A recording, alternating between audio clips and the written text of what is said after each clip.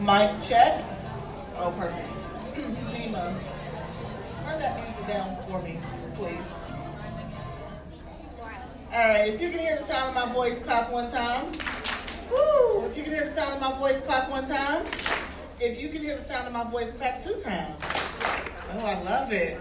All right. So when we came in this room today, it was very much set up just like this.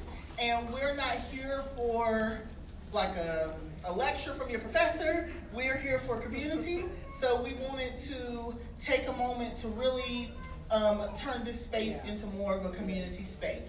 So I'm going to have some directions for y'all. Are y'all able to follow directions? Yes. Somebody's going to mess up. And I'm going to give you permission to be that person because it's always me, right?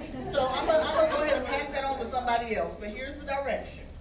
In literally about 3 minutes, we're going to start the storytelling. And it's going to happen right here. Right here. So that means we're going to have to do some angling of chairs and stuff, okay? That's it. We just want you to angle your chair. Yes, so we turn it around. And, wait, don't start yet. When you turn your chair around, you're going to make a silent commitment to me and the community that before you leave, you will be willing to turn your chair back around. Right? Everybody can make that silent and verbal commitment? All right. And now I have one favor to ask of some people who I know won't get mad at me because y'all are here for community. The folks who are on these 2 rows, we're going to need them. So there are other seats, so y'all can grab any other seat, but we just need these 2 rows. Y'all ain't mad at me, are you? You can't because I preface this with community. Forget me. So can we do that really quick, and then can everybody else angle your seats? Thank you.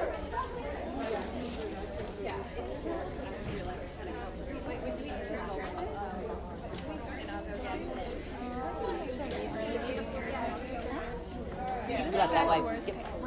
Yep. So storytellers, if you can go ahead and grab your seat, that'll make this easier. Yeah. So they'll. I'm gonna go get a bunch of pins. No. Because, well, your seat you have up there, but these are just for the ones who are sharing the stories at the beginning. So you can sit anywhere now. Yeah. But later we'll call you up there. Yeah.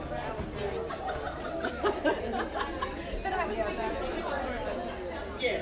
But that's and you can organize.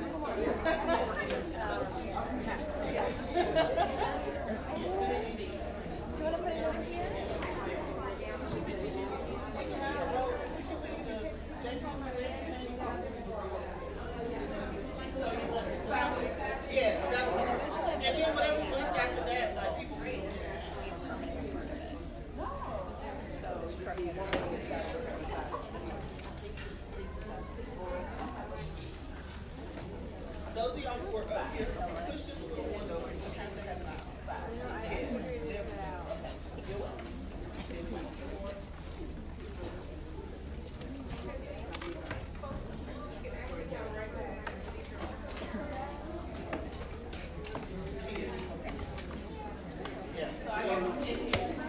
Thank you. Y'all, just a little, because we have to have an aisle. I promise them I'm having an aisle. Just a little bit, yeah.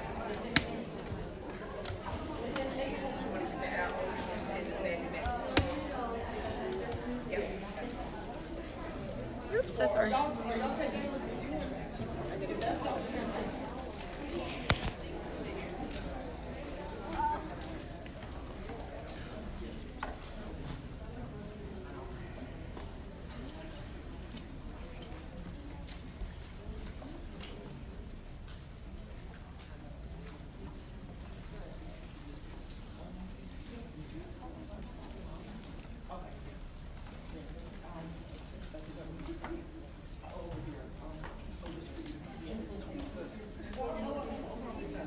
Are you on?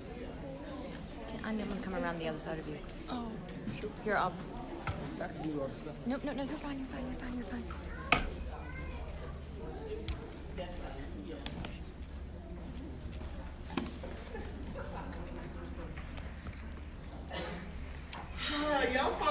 directions really well. Thank you so much. Does this feel better? Thank you, Melanie. You responded. It wasn't you. Oh, thank you, Tia. So this is a call and response type thing. So does this feel better? Yes. It feels like community, right? Yes. Okay, thank you. And that's what we're doing here today. We're sharing community. I'm not sure what brought you here, but I know that you're supposed to be here. So thank you for coming. My name is Hannah Hassan. I am here on behalf of my organization, Epic Tribe, and I am here because CRAN, which stands for Charlotte Reproduction Action Network, I got it, invited me here. A few of their members, I think, have attended some of my storytelling events in the past about different topics.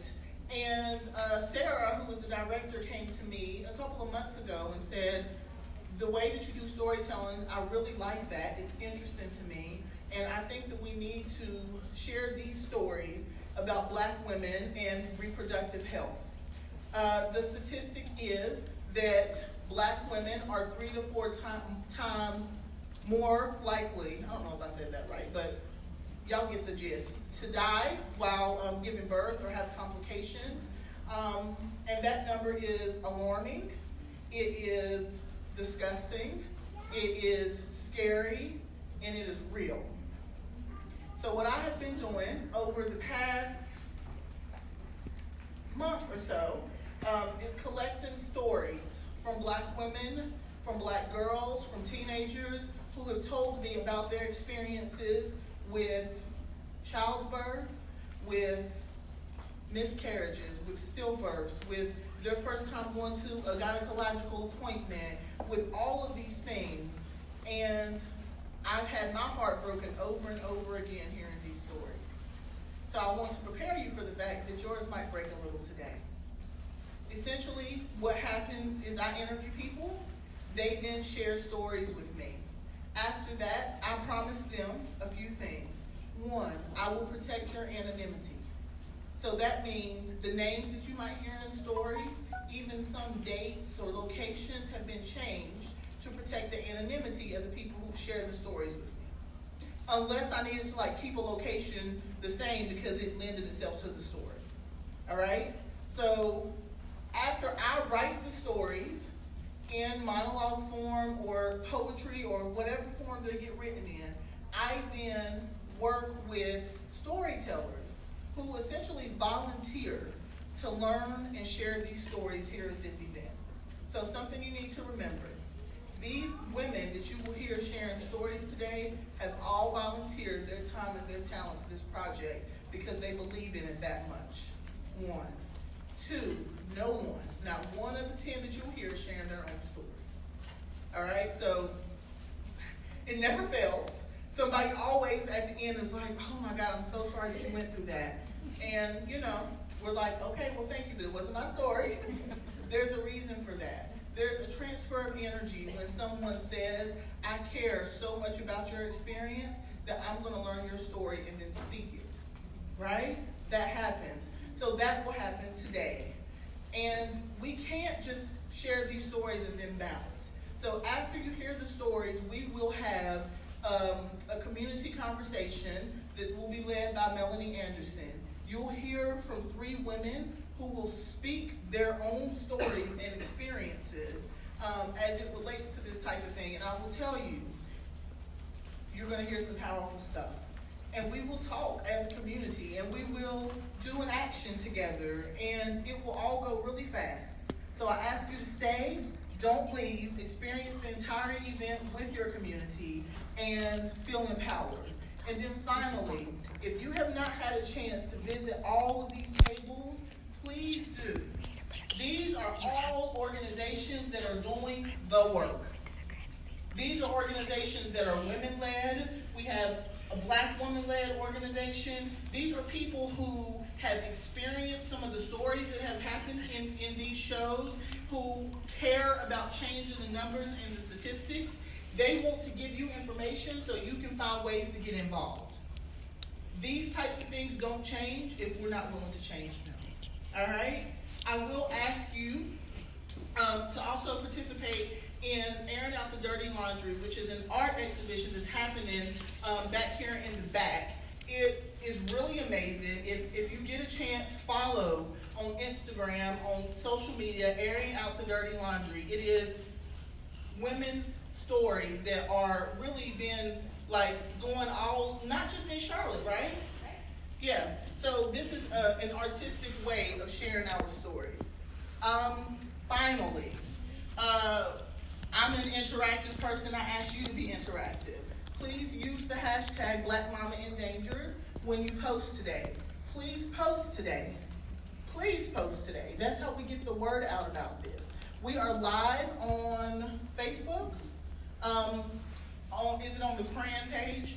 What is the handle for that page? It's Charlotte Repro Action Network. Charlotte Repro Action Network. We are live there. Feel free to go ahead and go on and share. I will say though, please turn your phones on silent. We're not going to hold anyone hostage in here. If you got to go to the restroom or something, you can. But please wait until after a story is finished to, go out or come in. And we just ask you, in the spirit of, making sure that things go the way that they need to kind of keep quiet during the stories. All right? Is there anything that I forgot? All hearts and minds are at ease? All right, well, welcome to Black Mama Endangered. We are so happy to have you. Please just give it up, just a nice round of applause for all the storytellers.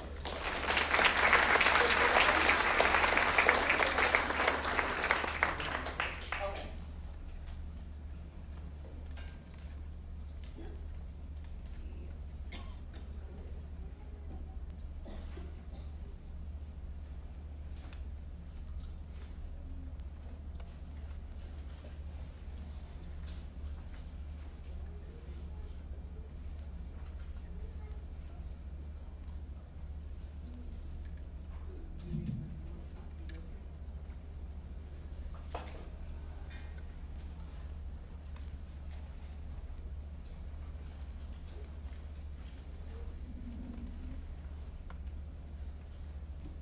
I know my body. I've lived in this body all my life. I've lived in it through prior pregnancies. So I knew something wasn't quite right this time around. I knew, but maybe they just didn't believe me. I was on home bed rest. The doctors had sent me home with IV medicine because I had such severe nausea. I had to do 4-hour drips daily. I couldn't keep anything down. I was actually losing weight at this point. I was getting really dehydrated and I was having migraines. So I was visiting the hospital almost 2 times, every 2 weeks basically. I had a medical team that I knew and that I trusted. They were in Hickory. But towards the middle of my pregnancy, I had to move from Hickory to Greensboro. And I still kept in touch with my doctors in Hickory, but I had to call them on the phone and they would give me advice from there. So when I started going to the emergency room in Greensboro, it was like, oh my God, I didn't know what was going on. I mean, to them, I didn't know my body. I didn't know anything. I was fighting with them all the time. Exactly 1 week before my son was born, I was at home with my daughter, and I got up out of the bed, and it was like my body started to swell, and my vision was really blurred. And I fell forward onto my stomach. My daughter called her dad, and he called 911 because he was at work at the time, and it was like 40 minutes away. But he still beat the ambulance to me. Now, when the ambulance finally arrived, they were able to get me downstairs, and then they took me to the hospital. But the hospital didn't have a maternity ward. No gynecologist, no one that could check on me from an OB's point of view. There was no one there to see me for at least an hour and a half. And finally, they brought a nurse from an OB hospital. And my question was, why would you bring me to a hospital where they don't deal with birthing? So I fell at home around 3 o'clock in the afternoon. At this point, it was 7:30 p.m. My blood pressure was off the roof. So the nurse came over to me and she said, you know, you can't stay here. Your blood pressure is too high, the baby's heart rate is high. You need to go to a maternity hospital and we're gonna get an ambulance because you can't go in a car. You're not stable enough. I was like, this is crazy. I gotta go to another hospital? And she was like, well, didn't you have them to bring you here? And I was like, no, I just moved here. I'm not from here. They just dropped me off. My head was hurting so bad. My vision was really blurry. I could barely see. At this point, it's 10 p.m. And I'm still there. The ambulance hadn't arrived. So my boyfriend and I, we looked it up. And we saw that the hospital was extremely close. So we decided we're going there, no more waiting. We told the nurse, and she told us that as soon as we got there, they would send over our information and our records, and they would take us straight back. I got there, and they waited about 45 minutes to take me back. So it's now 12:30. They take me back and they check the baby, and he's fine, and I sprained my wrist. They tell me to go home and drink water. They would send my records to my OB, and then I should check in there to contact them for a follow-up. That's it. Go home, drink some water. So they released me about 2:30 in the morning. I'm in full-blown preeclampsia at this point, but I don't know it yet. They did no blood work, no labs, nothing. The cause of the fall was that my blood pressure was so high. Had they checked my urine, done labs, anything, they would have realized that I was in preeclampsia then. So my body continues to swell. This is Monday. I go home and I follow up with my doctors. But remember, I know my body. So I know something's not right. I'm in the bed and every day my symptoms keep getting worse and worse. By that Friday, I can't even see. My vision starts leaving me. And I'm telling them, the doctors, that my vision is blurry and that my feet are so swollen, I can't even get my flip-flops on. I mean, they looked a mess. They looked shiny. They looked like if they were gonna bust. But anyway, I laid in the bed, and it was hard to even walk.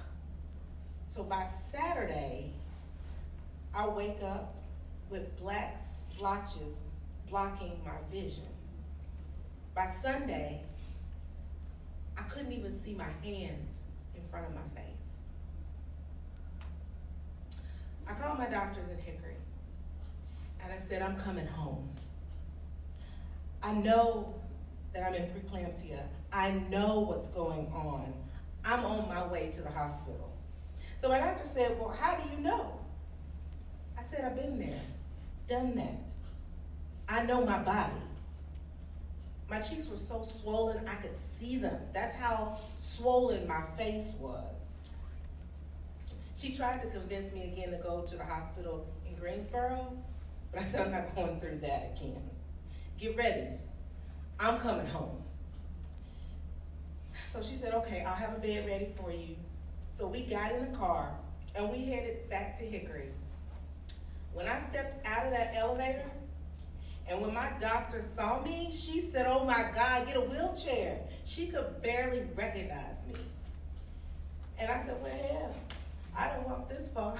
Just take me on to my room. But I got on the scale, and I had gained 45 pounds in 10 days. It was all fluid. I was delirious, and I was barely functioning.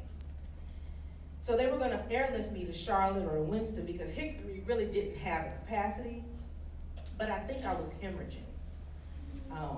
Or it was some kind of emergency that happened, and they took me right to surgery. Maybe the baby's heart stopped. I really don't remember. I just know I was filling out papers, and right in the middle of signing papers, the nurse ran out. They came back and took me into emergency surgery. I hemorrhaged after the C-section. My doctor asked how I felt after the surgery, and all I could think of was I felt hot and sticky. The doctor said in all my 33 years of delivering babies, I've never heard a mother say they felt hot and sticky after delivering a baby. Shortly after that, I'm in the room with my mom. And she looks at me, and my mama says, oh my God. And she points down, and blood is just dripping off both sides of the bed. I was just bleeding, and bleeding, and bleeding. They had to rush me into the OR. I was in a coma from Monday till Wednesday because I had lost so much blood. That's when I met my son on Wednesday, 3 days after I gave birth. 1 pound, 14 ounces. Breathing issues, allergies. His right lung was smaller than his left lung. He had severe asthma and allergies. Somehow, some way, I survived. He survived. We made it through. And now, when my kids are working my nerves, I tell them, I wish you would try it. Do you know what I went through for you to be here? Thank you.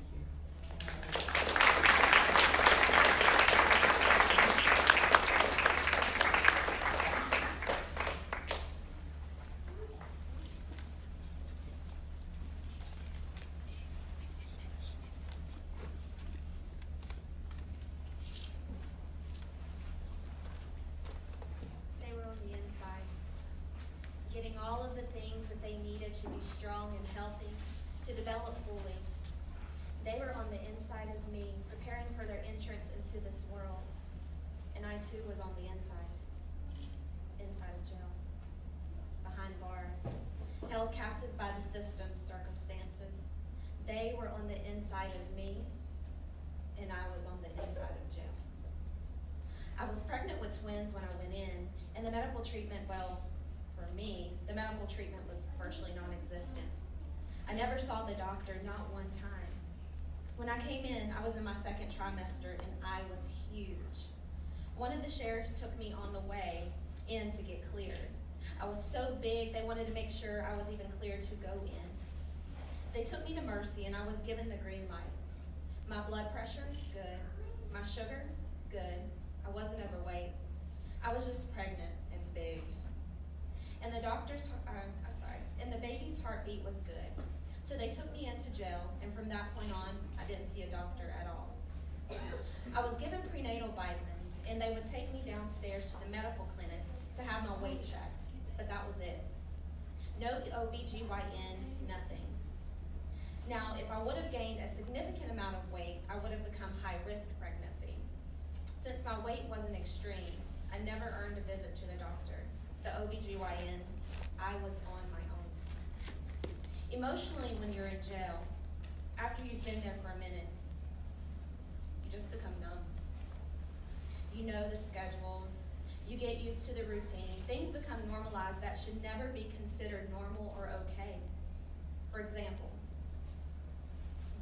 there are no maternity clothes. So no matter how big or how small you are, they just give you different sizes and that's it. When you have to go into court, you leave the pod and you walk down through the tunnels to get to the courthouse. And you sit in the basement of court on a concrete slab and to who knows how long, walking with shackles and clothes that are oversized that aren't made to fit the body. This is a process that starts at 6:30 in the morning, and you could literally be sitting there all day. I've been there all day. One time downstairs, I was in the courthouse for an extremely long time, and when I finally got to see the judge wanted to know why I was shackled. I mean, I was 32 weeks pregnant with the twins. He demanded that I be unshackled. That was not healthy, and that was not okay. Also, in 2008, they began to restrict how many pads you could have per day because of the recession. You could only have so much toilet paper as well. Because I was pregnant, I went so often. I would have to use my potato chips or Snickers bar or something to bargain to get more toilet paper. You don't get 2 rolls or an extra bathroom visit just because you're pregnant. The disregard for a person being a person is consistent with what we saw. Even with all of that, I might have been okay, but I couldn't get past the stories that the other women were telling me about what would happen when the time came to deliver the twins. They told me from that moment they came into the world, they were unable to have a proper, appropriate bond, and everything else was restricted. There are no birth plans, intimate moments with mommy and daddy alone in the room. When we could get together at night and they would talk, they would tell me, sis, you gotta get out. You won't be able to even hold your baby if they don't want you to. You'll be shackled to the bed during labor and delivery. And if no one is there to pick up the babies after the delivery, they go into state custody, foster care. I knew that that wouldn't be my outcome because my parents may go pick up the twins, but for me, that was important to figure out. What does it mean for a baby to come into this world with their mother in bondage, shackled down? What does it mean for the future of that child? What does it mean for me as a mother? You know, it's wanting to hold your baby for as long as you can, but not getting attached because you know you can't have that baby. There's no treatment for postpartum in jail either. You have the baby, and then you get on. That's it. Women have specific needs in prison that just do not get met. So I did what I had to do. When the attorney came and had a deal that included no jail time that would allow me to take custody of my children, I took it. That attorney, he really advocated for me. The ADA gave me a good deal, well, good in the sense that I'm here today, but bad in the result that because I'm here today, I will wear the stigma for the rest of my life. You know, I'm not too naive to know that my treatment was based in my proximity to being white, light skin. There are women who are darker than me that received far worse sentences than I did and are still doing time to this day. I would not have even taken that deal if I hadn't been pregnant. I did what I had to do to ensure that my children were born into this world and it wouldn't be within those circumstances. I know that my story is rare. In many ways, I'm one of the lucky ones. I don't think any woman should have to experience that kind of pregnancy. I don't think any child should be born into this world, breathing their first breath into spaces of captivity. You know, this side of the wall is always better than being on the inside.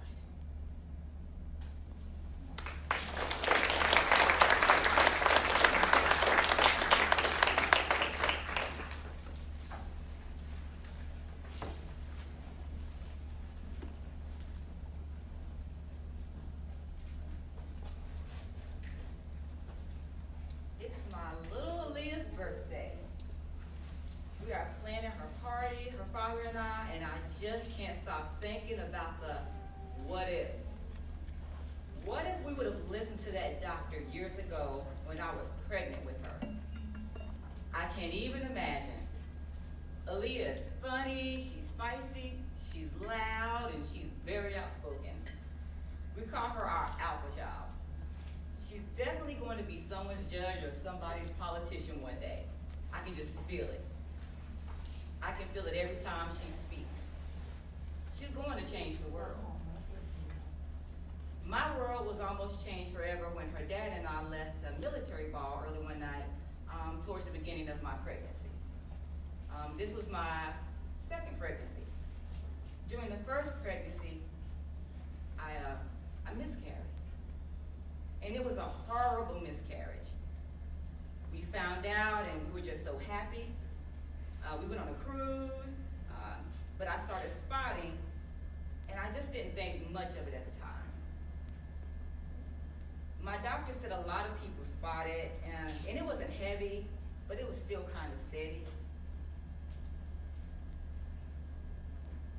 I went at 9 or 10 weeks to get checked, and there was no heartbeat, and there was no movement. And it was very devastating. So emotionally, I was drained. We had to tell both sides of our family. They were happy, but it was still just a big blow. I had tried to tell my doctor, and she didn't take it seriously that I had miscarried. So this time around, I was being extra cautious, and I was thinking I was being very diligent. And as I was saying, we were out in the event, and I started spotting, and it scared me. So Marcus and I, my husband, we left the military ball, and we headed straight to the emergency room. So when they called us back, I put on my gown, and I got prepared for the doctor to check everything out. But when she came in, she didn't even check me. She didn't check my cervix. She didn't do anything. She said, "How many weeks are you?" I responded, "I'm 7 to 8 weeks." She said, "Well, you are definitely having a miscarriage." My husband said, "Well, can you at least check her? Can you listen for a heartbeat? Can you do anything?" She said, "Oh yeah, we'll order those tests, but I'm pretty sure she's having a miscarriage." So by this time I'm freaking out at this point. I'm pretty sure it's gonna happen again. I'm really freaking out. I was so sad, but I found a glimmer of hope in my interaction with the sonogram tech. The sonogram tech, she says, "I'm not supposed to tell you this, but the heartbeat looks really good." So I go upstairs and the doctor goes over the same results. And the sonogram tech had just seen, and she's nonchalantly like, "Yeah, the heart rate does look good, but you're still bleeding. I'm gonna say you're still gonna have this miscarriage. Yep, with this bleeding, you're most likely gonna have a miscarriage. In the morning, I'm gonna put it in your records that you need to talk to your doctor and go ahead and have a DNC and get that signed." So if you don't know, a DNC is also known as a dilation and cutterage, a surgical procedure that is performed after your first trimester of a miscarriage. We're familiar with this because we had one with my first miscarriage. My husband was furious. "Are you serious? A DNC with a heartbeat?" She looked him flatly in the face and said, "You need to get this scheduled as soon as possible." She got up, she left the room, we never saw her again. The ultrasound tech gave me that look like, "Don't do that."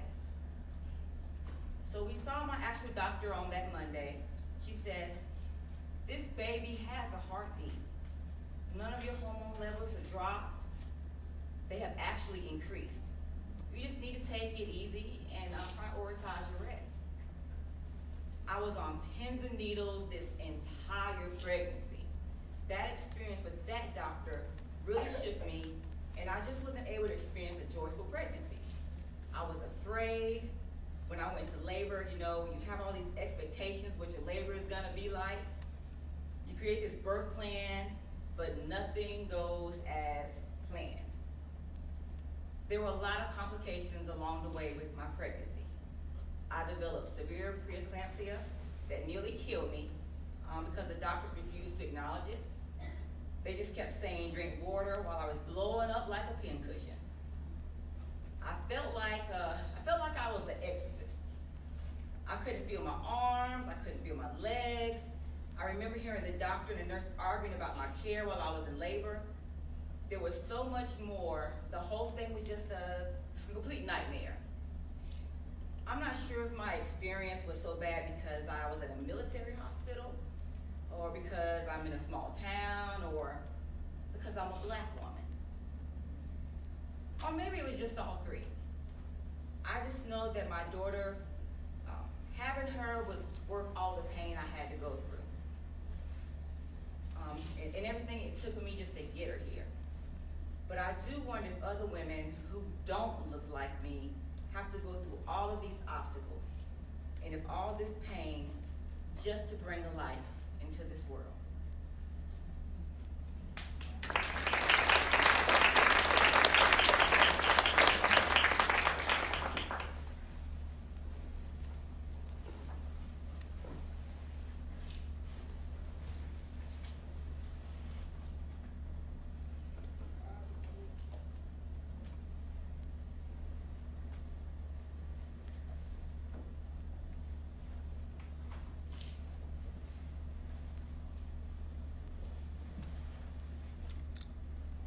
What is the cost of being a physically mature girl? A curvy black girl who gets her period at 11. A curvy black girl who gets her period at 11 who has really rough, heavy, long, bad periods. Genetics, you know? What is the cost of that black girl missing school because those periods are so bad? Bleeding through her clothes time and time again. What is the cost of her losing her self-esteem and losing friends? I have been on every birth control on the market. I just could not take the pain, the vomiting, all of the things that came along with having these excruciating periods. So once I was old enough to take my health care into my own hands, I decided to go with the suggestion of my OBGYN and get on birth control to help regulate my periods. So I had the Nexplanon implant put into my arm, and I had it for 2.5 years. But the bleeding was still really bad. Like, I'm bleeding through an overnight heavy-duty pad and a heavy-duty tampon in over an hour. The original OBGYN who put this implant in my arm goes out of business. I have to find a new doctor. What is the cost of questioning? Researching and questioning some more. What is the cost of advocating for yourself when everyone that you're petitioning keeps treating you like you don't know what you're advocating for? $45. Every single time I went to the OBGYN, begging someone to help me with this issue. I had to pay $45. And I'm a 21-year-old, broke college student at this time. I walk into the office, tell them what's going on, sit around, leave with the same answer. If you are continuing to bleed, go to the ER because it's not healthy. There is nothing we can do here for you. And then I paid them $45. I keep going back because maybe this time someone will help me. Someone, anyone, help. But still, the same answers will come. I had to move back home with my parents and get a credit card to pay for these visits. Going to school full-time and my part-time waitress job wasn't enough to cover the piling up medical costs. So I moved home. One night, the nonstop bleeding got so bad that I went to the ER. The doctor was a white man. He asked me what was going on. I told him, I'm having ridiculously abnormal, heavy vaginal bleeding, and my doctor recommends that I come to you. sent me to have a vaginal ultrasound. He came back and said everything going on is completely normal for a young lady. There was no offer to be seen by the OBGYN on call or anything. Everything is completely normal for a young lady. That's what he gave me. That and a $250 copay. And he sent me home. Finally, my doctor suggested that we take the Nexaline Act. Maybe if we take everything out of your system, we can try that and start over. So, I'm off of birth control for 2 months. Then I tried the patch and the pill. This is all over a 4 to 5 month time span, and I'm still bleeding. Non-stop. I'm bleeding the entire time. I'm telling them that this isn't working and still nothing. I decided to take my power back, and I switched doctors at this point. I sought consult from a different doctor. They tested for a disease similar to anemia. They recommended seeking consult from a cardiologist to see if that might help because of something going on with my circulatory system. They tried that, and my results came back as a normal woman's level of being anemic. Back to the drawing board. We stopped birth control again. And after stopping all of the birth control, nothing is changing. I'm over it at this point. And the doctor decides that in a last-ditch effort, we can try the depot shot. If that doesn't work, then I would see a reproductive specialist. So we tried it. And it actually worked. It's a complete godsend. What is the cost of ignorance? What is the cost of being ignored? What is the cost of negligence? What will it cost to have my dignity restored? Throughout this entire process, I always felt like no one was listening. Everyone was treating me like I was overreacting or making things up. Even my mom. She grew up during a time where you just listened to doctors. You didn't question things. She also was like, all of this is natural. Just stop trying to fight it. And I knew that what was happening with my body was not natural. Something was off. I shouldn't be going through multiple pairs of underwear and pants a day.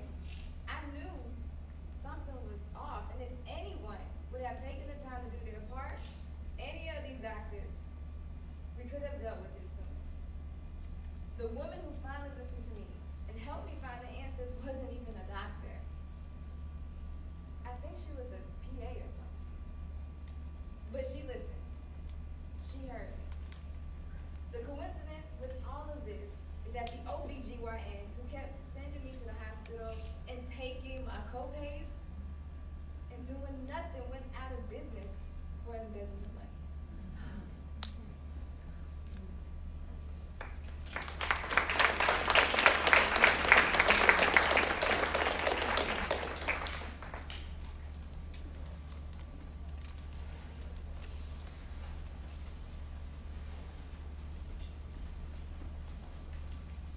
I can't remember the exact day it happened. Let me see. But I remember the emotion and excitement. The doctor gave me some medicine to make my cycle regular. But before I took this medicine, I had to take a pregnancy test. Y'all, I took this pregnancy test, and guess what? It was positive. Ooh, child, when I say excited, my husband Nick was so fast in the bed. I rubbed it, he sleep snoring. I said, baby, wake up, wake up. He up. I showed him the test, right? So he get more excited than I was. So now we up, hopping like kids, coming up with baby now. Didn't know if it was a girl, a boy, a horse, arm bracelet. We were just excited because we knew how important it was for our child to have an important name. appointments to go to the doctor, right? I go to the doctor, ultrasound, 2 months pregnant. I was super excited. I also scheduled another appointment earlier. I'm trying to remember. Yeah, my cousin, she was getting married. We had to go to Miami. We go to Natural Hair Park. I scheduled another appointment. When I got an ultrasound and a pap smear. I was 4 months pregnant. Still excited. Okay, now this is my first pregnancy, so I'm like, can I really go to Miami and have fun? I said, sure, go ahead. You sure? Yeah. I go home, still excited. I'm packing. I'm feeling a little weird. I go to the restroom and I'm spotting and bleeding. Now here we go again, the first time mom. So you know what I do. I call my doctor. Oh no, it's normal. It's normal. Are you sure? Yeah, it's normal. So I'm listening to my doctor. Okay, fine. All right, now we in Miami. Y'all know, y'all been to Miami. It's spicy. The first couple of days, I said, you know what? I'm gonna be cool. Cause I'm still got in the back of my mind the spot in the bleed. So, you know, my cousins and my friends, they just having a ball. And finally, I said about that third, fourth day, I was like, you know, I'm tired of sitting up in this hotel room. So I go out, we hit the strip. Now we walking, hot, sweating, but we was cute though. We walking, enjoying ourselves. By the time we got back close to the hotel, I started cramping. I'm trying to, it wasn't normal cramps. You understand? It wasn't not gonna pop a lead cramps. So I went to the restroom.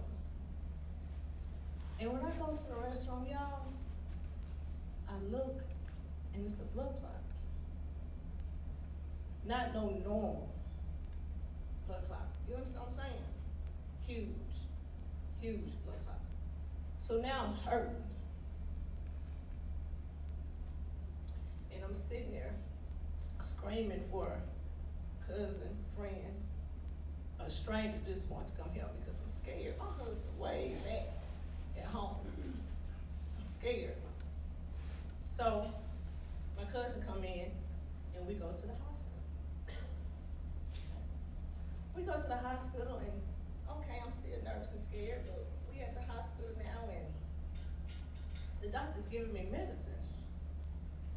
Did I tell you I was 4 months pregnant? I told you I was 4 months. The doctor gave me medicine. And I'm hearing him say, let's prepare her for delivery. Delivery? Don't you supposed to deliver at 8, 9 months, right? I'm a first time mom, but I'm not, man, crazy. I know you're supposed to deliver at 4 months. So now they're preparing me to deliver. And the doctor tells me, you're gonna deliver a baby without a heartbeat.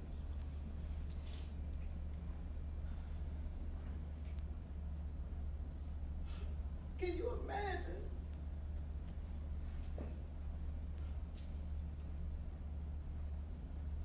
Can you imagine to lay in a whole hospital room? Your husband ain't even there. Don't have a clue what you're going through because everything happens so fast you can't call and tell him. And the doctor tell you gotta push out a baby. You can't go to cheerleading practice with ever. Soccer game, ever. It was at that point I started questioning my faith.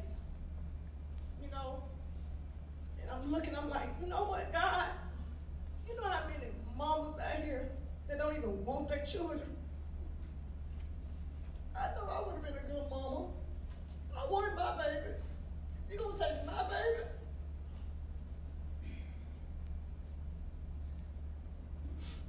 So now I'm pushing out this baby, right? And they cleaning me up and everything. My cousin taking pictures. I couldn't even bear to even look.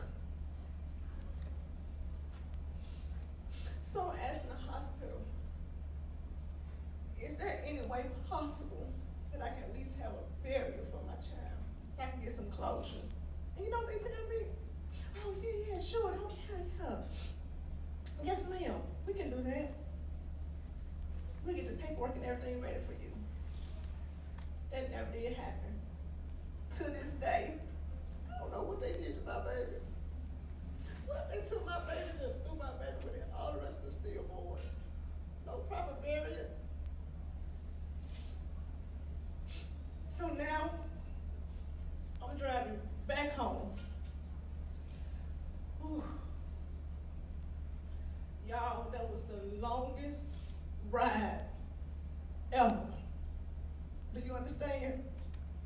Because I'm broken. I'm in pain. It hurts.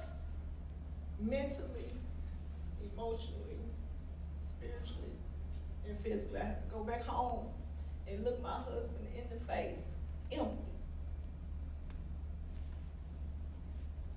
And I'm saying to myself, why? Why didn't you, when that doctor did that pap-smear, you was bleeding, so you just didn't take time to just go get another doctor's opinion? Why you was just so free to just go in the first doctor to tell you something you just wrong with it? And to this day, I'm still wondering what happened to my baby and why did I use my better judgment? And to this day, I'm still empty.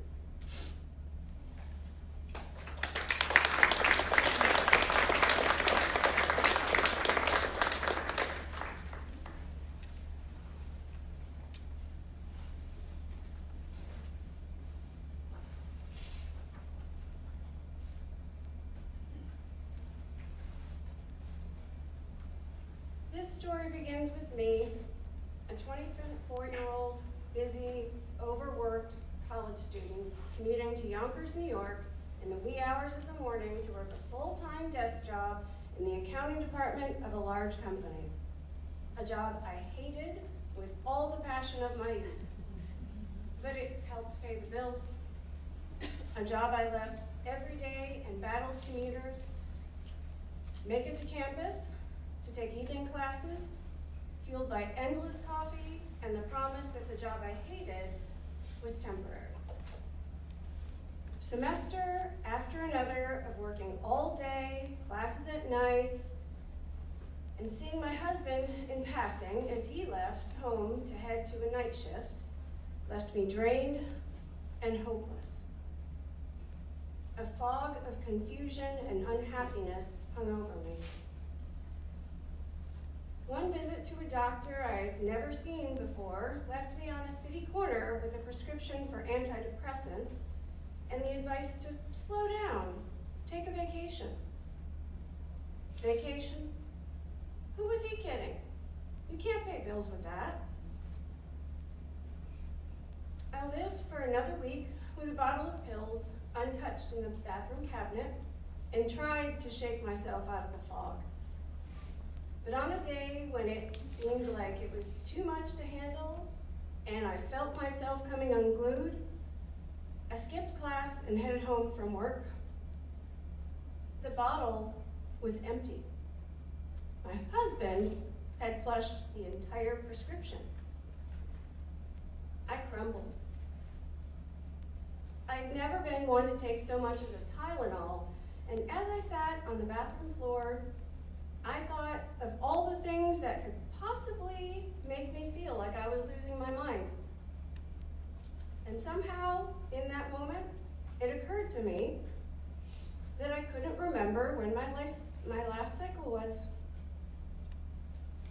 I was pregnant, not depressed or losing control. Sure, I was doing too much and on birth control shots, but if that doctor had taken a couple of minutes to have a nurse do a pregnancy test, I would have left his office with prenatal vitamins instead. So I got myself a black female OBGYN. Feeling mishandled by one white male doctor was enough for a while. She was great, despite the fact that I felt like she treated me like I was younger than I was.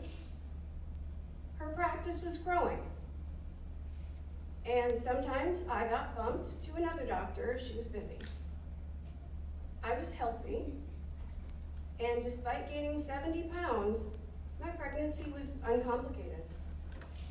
I walked to my last appointment and was convinced to let her induce me. Because the weekend, and you don't want to get stuck with someone else. I was tired. It was the middle of July, and I was heavy. They were estimating that the baby was almost 9 pounds. I was told that I might be headed for a C-section. I had been having contractions for days with no progress, so I conceded to induction. I had planned on a natural delivery. My husband and I went to all the classes. He was ready to be my support. He had my back, and we had no one else to be there with us. 12 hours in, I was exhausted and starving. My OB convinced my husband that she would stay with me while he popped home to have a shower, since he had come to the hospital straight from work. Our apartment was just a few blocks away. My OB kept trying to convince me to let her take the edge off of my pain with some IV pain meds. She had them at the ready, and in the middle of a contraction, she got me. I said yes. The contraction was over, and I felt like I had failed. I felt betrayed. My husband returned to find me loopy and talking nonsense. The IV meds eventually wore off, and the contractions hit me like a brick. A smug anesthesiologist came to give me an epidural, and he was not kind. My pain was replaced by pins and needles that would last until after I delivered. To this day, that sensation makes me nervous. I started pushing at hour 26 at my OB's instruction. I wasn't quite at 10 centimeters yet. It was a horrible experience. The nurses were dedicated and patient. The doctor became frustrated and wielded her forceps as if to threaten me. At hour 28, with the assistance of a vacuum, my daughter crowned and had to have 3 turns of umbilical cord cut from around her neck before her shoulders could enter the world. My baby girl was shy of 8 pounds. She struggled to breathe at first, but within minutes, she was okay. I finally held her, snuggled her, counted her fingers and toes, and took stock of the toll that the birth had on her little body. She was beautiful and bruised, but she was okay. I sent my husband to watch over her as the doctors checked her. I remember telling him not to let her out of his sight. Endless stitches later, and I was freed from the epidural torture. All I wanted to do was take a shower. The kind nurses who stayed past their shifts to see me through my delivery went home. Everyone kept telling me to wait. I was uncomfortable. My hair elastic had disappeared at some point, and my sweat-drenched hair was plastered to my back. I was hungry, I was tired, I was angry. I just wanted to take a shower.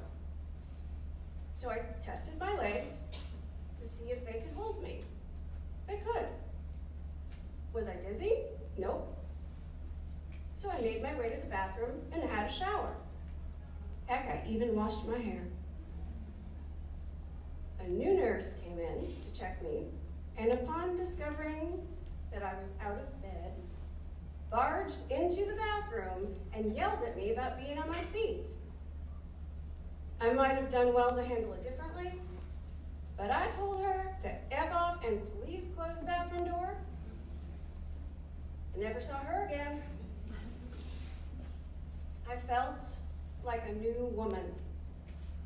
My husband ordered food, and we hung out, just the three of us. He was the one who noticed that my hand and forearm were hugely swollen.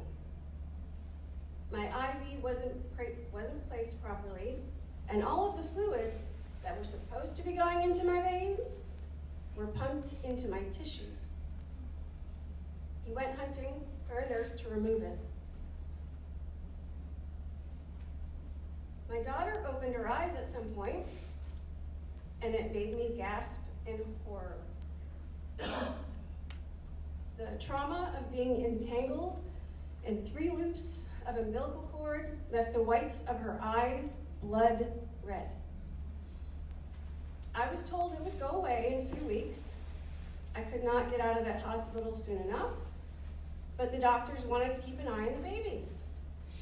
So we stayed an extra night. I was ready to take on the world after we got home. It was summer, and we got out and enjoyed small doses of the city together. I felt great, and considering the ordeal that we had been through, we were doing well. 2 weeks after coming home, I started to feel a little under the weather. My stomach hurt, and my digestive system seemed to be waging a war on me. So I called my OBGYN. You just had a baby. Maybe you need to relax. Take it easy. It's probably just stress. Second opinion, same response. I'm a busybody, and I'm not good at being still, but I tried. Week 3 postpartum, and I had already lost 40 pounds. My husband and I planned a road trip to North Carolina because we were considering moving out of New York, and that was our only opportunity. I had been hiding how badly I felt for my husband, and he worked most of the day and he wasn't around to see how truly sick I was. His sleep deprivation and lack of experience did not allow him to differentiate my illness from exhaustion. Our road trip to North Carolina was the longest one ever. We stopped about every 30 minutes because I needed to use the bathroom. I felt like I was going to waste away. It was over 100 degrees, I was breastfeeding, and every morsel of food and drop of water sent me fleeing for a restroom. The trip was horrible. I didn't know what was wrong, but I was convinced I was going to die.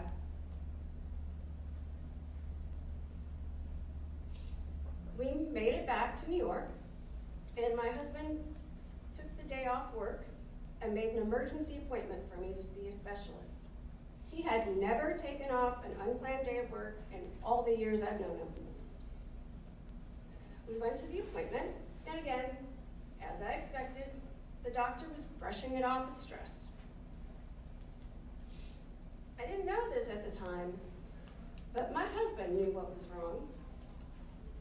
He leaned forward in his chair toward the white-haired doctor and told him about antibiotic treatment I was given during labor. He was insistent. The doctor grumbled and coalesced to testing me for infection. The next morning, the doctor called me himself, which I thought was odd. He sounded frantic. He wanted me to come back to his office immediately. I told him I could come in a few hours. He told me to come in my pajamas if I needed to, but to come now. I was too exhausted and sick to think straight. My husband was still at home, and we got to the doctor's office quickly since he was only a few blocks away. He had antibiotics waiting for me. Again, really odd.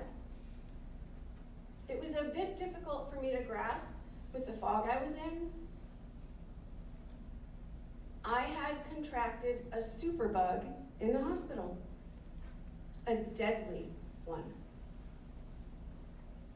So I needed to be very careful about washing my hands thoroughly. I needed antibiotics. No breastfeeding. Did I have anyone else to take care of the baby for a while? He could readmit me to the hospital. Again, I wasn't losing my mind. I was wasting away, dying, just like I thought I was. I took high doses of antibiotics every day. After a week, I could eat and drink a little easier. A few days later, my course of antibiotics was over. I was pumping and dumping milk multiple times a day, and my daughter hated the formula. I thought I was better. As I waited for my lab results to come back to give me the all clear, I already knew I still wasn't okay. I did this dance of on and off antibiotics, of hope and fear, life and death, for almost 2 months. I had the opportunity to tell my husband all the things I thought he needed to know in case I didn't live to see my precious little girl grow up. I would pump religiously every 2 hours and yield a few paltry drops of milk. I still hoped that I would be able to breastfeed if I made it through. Finally, as the weather started to cool, I got the all clear. I was okay. I weighed just over 90 pounds. I looked like a sick child carting around someone else's baby, but I was okay. By this point, I was so cautious about eating and drinking anything since it had been months of torture since my body began to betray me, but I was determined to recover. So I ate and drank and prayed with every morsel that it would stay in my body. I started breastfeeding again, and within a week, we kicked the formula to the curb.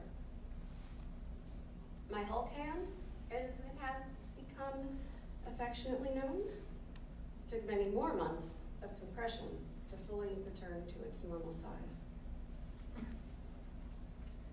My saving grace in all of this was my husband's medical knowledge. I might not be alive if not for him.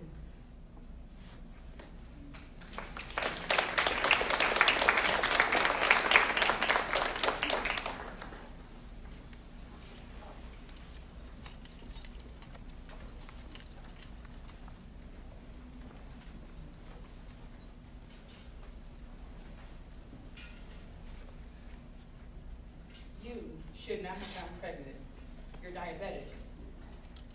You should not have gotten pregnant. Those were the first words that my doctor told me when they found that I was grown to life within. You should not have gotten pregnant. So about 15 weeks or so, I was just sick, constantly vomiting. I went back to the doctor. They didn't say much. Must be your diabetes. That's what they said. Sent me home.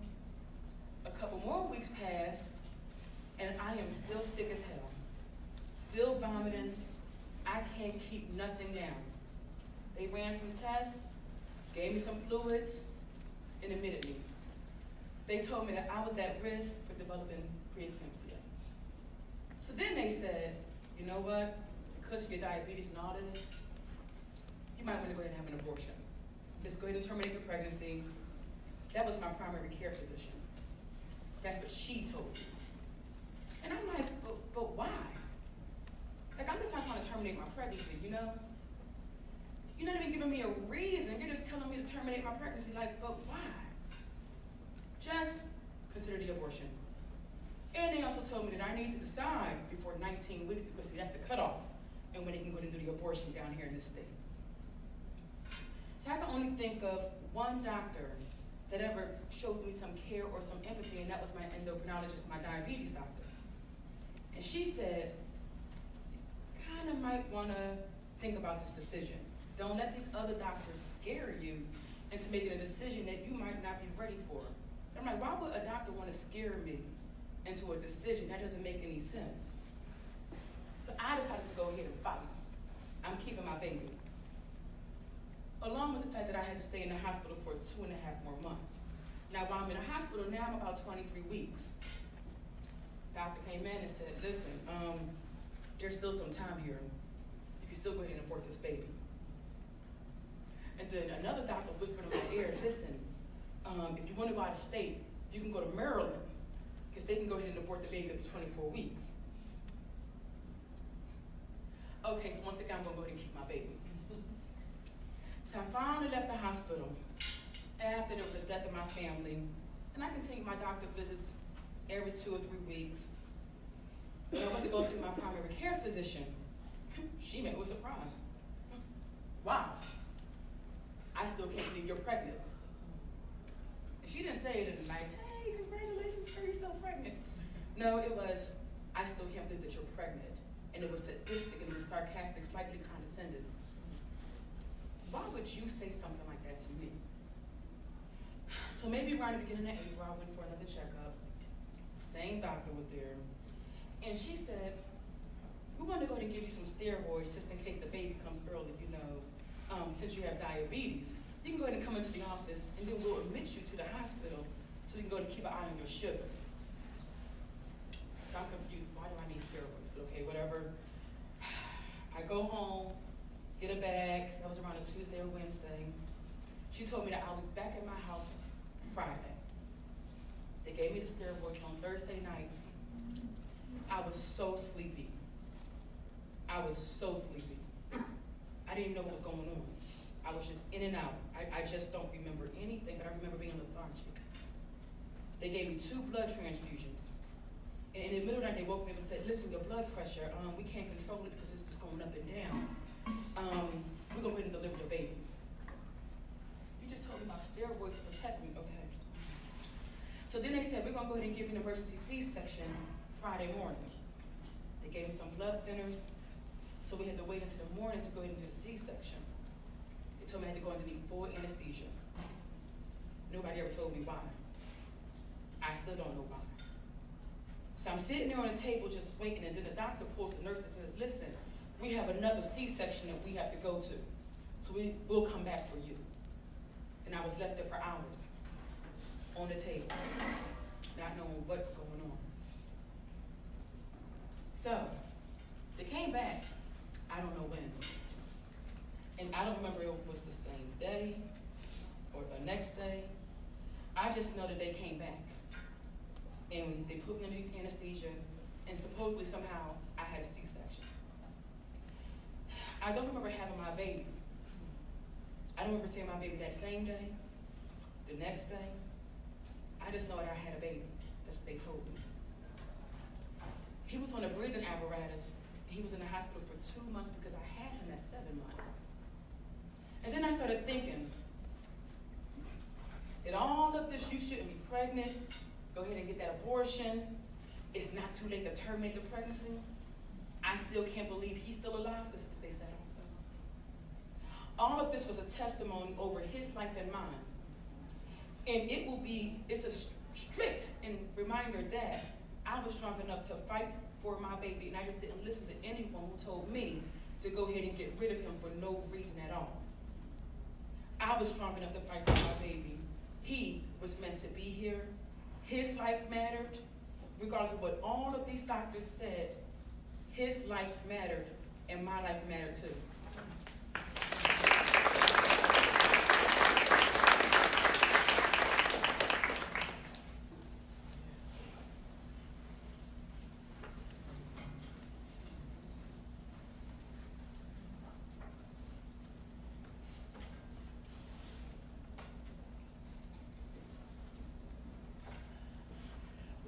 lessons that I've always taught my daughter and still sticks to this day is that it's okay to depend on a network of women that love you, because some of them have been there since day one of her life, and they have. They've been there in such a way that if they wouldn't have been there, that I might not be here. Though she was the result of an unplanned pregnancy, when I found out, I knew exactly when I got pregnant. I could pinpoint the moment. I was a hard-working, ambitious classroom teacher when I came face to face with the first tragedy of my pregnancy. I was decorating the classroom after hours. The floor was slippery. I stood up on a table to place some of the decorations up on the wall, and the next thing you know, I was on the floor hollering, hoping that someone would hear me. My kneecap popped backwards, and I screamed for 30 minutes before anyone would find me. I was shipped in the ambulance to the hospital. They gave me a Percocet when I first got there. They couldn't give me an x-ray because of the pregnancy. They tried to give me more pain medicine, but I wouldn't take it. I was diagnosed with a sprain, although I knew that it wasn't true. But it was pretty much like the doctors were just guessing, since I couldn't have an x-ray because of the pregnancy. I later found out that I had torn my ACL, bruised bones, and had a torn meniscus. For the most of the pregnancy, I had a brace, cane, crutches, and a wheelchair. Another tragedy of the pregnancy was happening in my home. I was living with an abusive partner, and the last place that I wanted or needed to be was confined to a bed or constantly at that house. And his abuse was escalating during this pregnancy. I started to go back to work. You know, I got creative. I would drive using my cane to press down the gas, anything to get me out of that house. Unfortunately, my blood pressure was spiking. I can imagine that dealing with the after effects of a horrible accident, being on bed rest, navigating the disability system, going back to work, and living with an abuser, all while being pregnant, was too much for my body to take. Close to the end of the pregnancy, I recall going to the doctor, and he told me that I needed to become a lady of leisure. Where? How? Who has time for leisure when you're literally fighting to survive? But my doctor, he didn't know what was going on in my home. I had not disclosed that information, and I didn't really have plans to at that point. So the doctor schedules her birth. I pick the day, and we go in that morning. They try to induce me. They put me on a Pitocin drip, and I'm also dealing with the stress of my baby's father, who insisted that he also bring his 3-year-old child to the hospital for the day of the delivery. This kid, who's not my child, is screaming. So he's also fuming, and that goes on all day long. There's no peace. My blood pressure is spiking, and they said, we will give you an epidural because the Pitocin isn't working. I'm cramping like shit, not dilating, and in severe pain. They give me the epidural, and my blood pressure goes out of control. So they move me up on the schedule because the blood pressure is so high. I don't respond well to anesthesia. I never have. And I let them know this. So they put me in the surgery theater. The drape was over me, so I cannot see what's happening. And they're doing the prep, and I'm like, am I supposed to feel anything? They were like, no, you won't feel anything from your rib cage down. I was like, okay, cool, but first of all, the epidural hurt. I felt that. And I really think I'm not supposed to be feeling anything. They said, no, you're not. You're not feeling anything. It's just a small tug. I felt the entire incision. But they can't stop once they start. I feel every single pull, tug, rip, everything. And it's so bad at this point that I'm narrating my own surgery. I'm like, oh my God, whoo, whoo, you just put the scalpel in. Whoo, oh my God, you're 3 inches in. Is this supposed to be hurting me? And they're telling me, calm down. So when they take the baby out, sweet Jesus, from what her father saw at the other end of the table, he said it looked like my entire body lifted up off of the table as they took the baby out of me. And keep in mind, I still didn't really have use of my right leg at this point. I felt her come out, and how do I explain it? It felt like someone slowly, inch by inch, ripping your intestines out. It was a 9-inch incision. They tried to staple me up and clean me up quickly, and I am in severe, debilitating pain. They put me in a room, and they said your blood pressure is so high that we don't want the baby crying to aggravate you.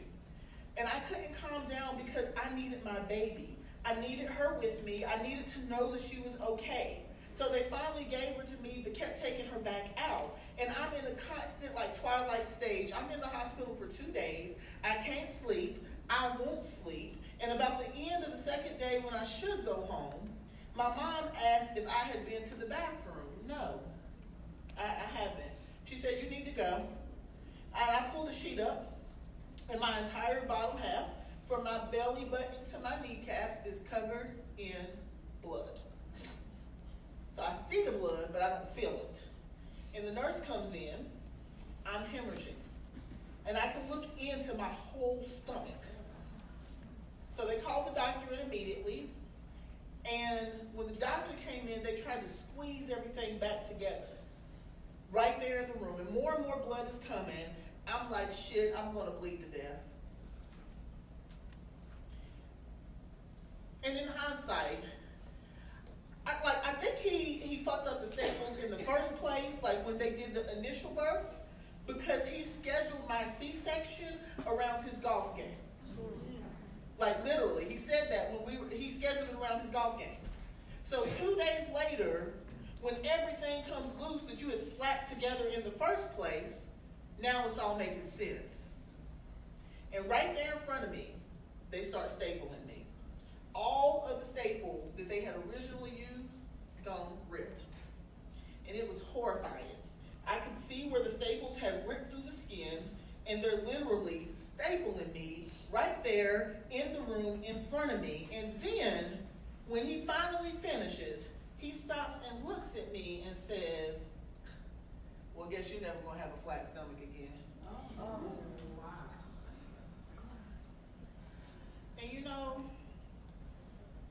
it somehow made it seem like I was the one who should be ashamed about what was happening about my body and who I was. They get me patched together, and I can tell the scar is going to be hellacious. And they never got it all the way closed. So they send me home with an open wound. They don't really give me any instructions on how to heal it. Just take care of it as you close. So I went home, but my mom also is seeing what's going on with my daughter's father. And she stepped in and picked me up and took me home with her to her hometown. So I essentially fled to her city to get away from the violence, but the wound wasn't healing. So when I came to my next doctor's appointment, which was in Charlotte, of course the doctors were concerned because, why aren't you getting any better? I get up the nerve to finally tell the doctor that I don't feel safe at home. And he kept saying, are you saying that you want to hurt your baby? No, I don't feel safe at home. I feel like he might hurt me or the baby. So we're going to give you a prescription for generic Prozac. And I didn't take it because I'm not depressed. I'm trying to be safe. How do I keep my baby safe? How do I keep myself safe? And I had this open wound. I didn't take the pills, but I'm also not allowed to lift the baby because of the incision, and I'm not healing. And they tell me we're going to have to send you an in-home nurse. Well, that in-home nurse was going to have to come to my home in Charlotte. Couldn't come to the home in another county. So I go home. But something beautiful happens for the first time. I'm met with some relief when my daughter's great-grandmother comes to visit. She has experience in healthcare and is used to dealing with abdominal wounds. She also starts to realize the dynamics in the home, so she did a few things. First, she had me leak a little milk on my t-shirt, and she put it on a pillow, and then she put the baby on the pillow, and this would help me to feed her. She bought a kit with her to take care of my injury. She took care of my little bugger for me. And she took care of me. And she got him in check. She saw what he was doing and she said, "You're going to cut that shit out. You're going to cut it out right now." And for that time, he did. She got the baby under control. She got us on a schedule, and she healed my wounds. For the first time, I got some healing. I got what I needed. And after she left, I continued to have support from my mom and my sister and other women. It was and always has been women, Black women, that have come when they were called on, and even when they weren't called on, that have stepped in and stepped up when the rest of the world has turned a blind eye or closed the doors on my pain. It's those women who are the inspiration behind what I've always taught my daughter, and what I hope she'll teach her daughter one day. It's okay to depend on a network of women that love you, because some of them have been there since day one of your life, and they are the ones that will always be there.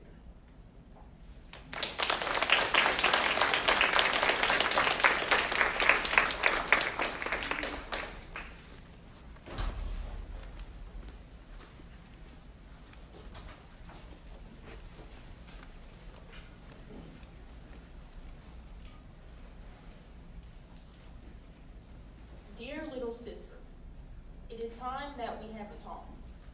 The talk. Well, not the talk, but still a very important talk. A talk that no one had for me. At least not in this way. It's about your first pap smear. It's about your first visit to the gynecologist. I had mine recently, and yours will be coming up soon. I hope that you will hear my story, and well, just here's my story. As you know, I was 17 years old, and Mom told me that it was time to get a pap smear. She said that she knew I was ready, and I didn't really know what that meant, but I knew that I had to go along with it. And I already feel uncomfortable talking about my body because no one ever made an effort to make me feel comfortable with it. So I knew that there might be some awkward moments at this doctor's appointment. There was a lot I was misinformed about, but I knew that this was something I had to do as a woman. I just felt out of place. I felt a little relief when Mom told me that the doctor we were going to was the one she had been going to for years. Also, Aunt Sam had been a nurse there at some point, so it must be a pretty okay place. Although that still doesn't change the fact that I was uncomfortable from the jump. We got to the appointment, and when it was time to go into the room, the nurse didn't help reassure me that anything was okay. I told her that I was nervous, but all she did was told me stories about how I need to get on birth control because I might get pregnant. It was like she was just trying to scare me. I'm sitting there like, I didn't come here to get scared. I came here to be informed and for you all to give me my options and get a checkup. The doctor came in, and before she did the pap smear, she took me into an office where I had all the birth control options laid out. And you know, sis, I'm the type of person who needs answers. If I'm going to put this in my body, I need to know what it is. I didn't know much, so I was asking a lot of questions. I felt a disconnect because she was brushing it all off. I also felt like she was annoyed because I was asking so many questions. But here's the real tea, sis. She's an old white lady. So my body versus her body is very different. She brushed all my questions under the rug, and if she did answer, she didn't go into detail. She didn't have much to say. She was refusing to give me any comfort or detail. I felt very misinformed about a decision I was being forced to make at the time. It was like, okay, you're a teenager, you're possibly going to have sex. You need to get on this so you don't get pregnant. I was scared. In in the past, I heard all these things about birth control and I wanted information, but I wasn't getting it. So I was like, fuck it. I'm not doing this because you're not doing your job. We were sitting in this room. She has a table of different birth controls. They try to push you toward what they think is best, not giving options. I'm like, this is bad. This is really bad. All these side effects, but choose one. And she wanted me to choose the right one there on the spot. I'm like, whatever. I'll figure this out on my own because you're not helping.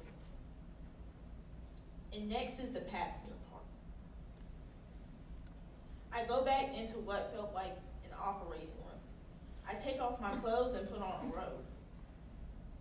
The doctor enters into the room and doesn't say anything to me. And when she finally does talk, she says, lay down and put your feet on the table. And then she had some random nurse come in. It was so awkward. They just did it. They stuck something in my body and didn't tell me anything about it. It was traumatic for me. I've never met these women before, and they are touching and interacting with a part of my body that is very, very sacred to me. And on top of all of that, I was on my period too. I told her while she was trying to insert the instrument that I'm on my period and I have on a tampon.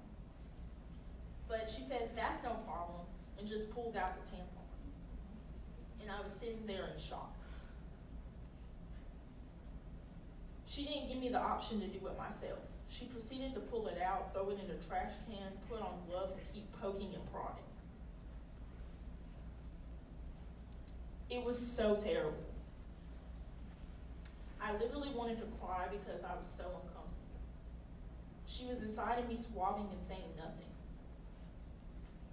By the time I left, I didn't say anything for the rest of the day. I was traumatized from the pap smear.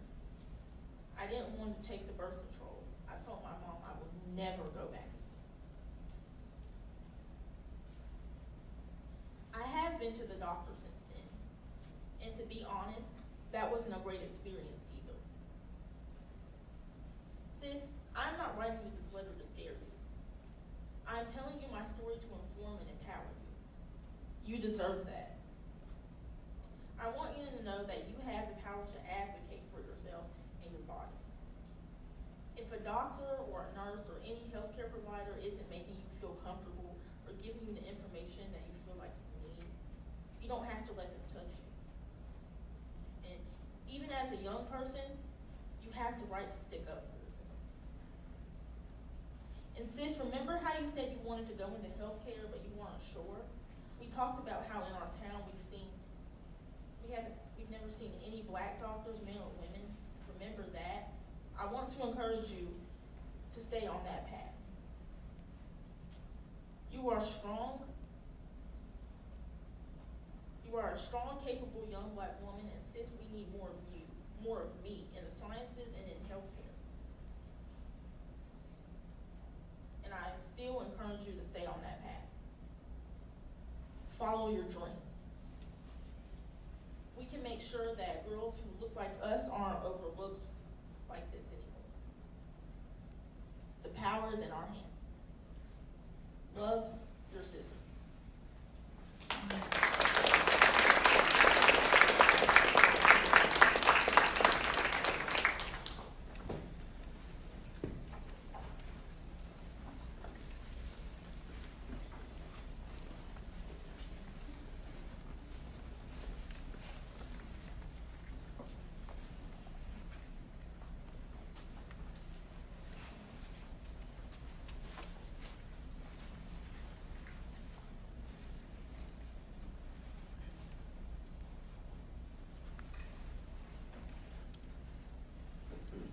Ooh, baby, do you know what that's worth?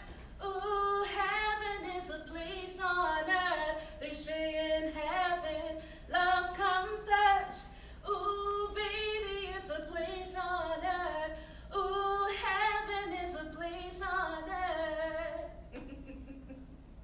I really like that song. I always really liked it. And I used to listen to it a lot when I was pregnant with him. That was the happiest I have been in my adult life.